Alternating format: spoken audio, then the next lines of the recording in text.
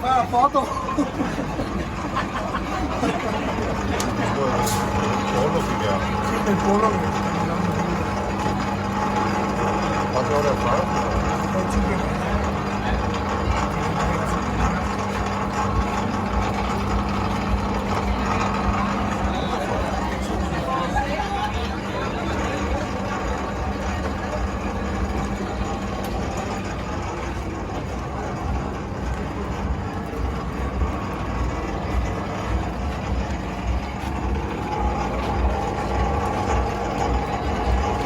Io fanno foto, ma sono presidente del Stato. Senti, quest'anno il fine del churrasco non è Mi ero impegnati con un motociclo. ma se stesso il gruppo o gli altri no? No, la vicina per lavoro di San Piero. A San Piero l'ho visto che viene Baglione. Esatto.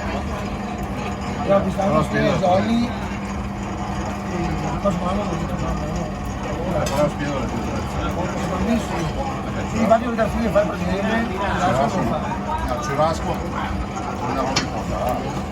Sì, ma non è neanche identificativo, non è. Io dopo che ne dire mia scuola del pensiero, di come farlo, l'ho visto dal brodo a Guardi, non fai conto.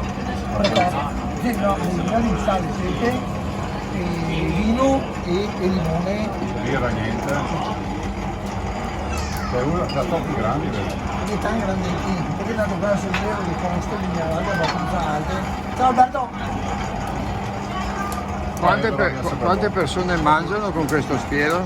Comandi, qua siamo a 620. 620. Ore di lavorazione? Allora di lavorazione più o meno 4 ore e mezza per impinzarlo e dalle 5 e mezza di stamattina fino verso l'una più o meno. Carne nostrana, immagino, Carne, allora, polpa e costicine di maiale della nostra zona.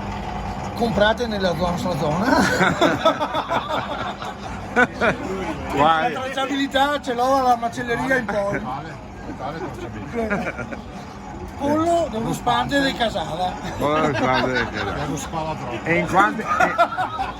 E in quanti lavorate a questo progetto? E a questo progetto, allora beh, la Proloco siamo attorno a un centinaio di persone. No, ma per In questa questo occasione qua una decina. una decina. Sì. Perfetto.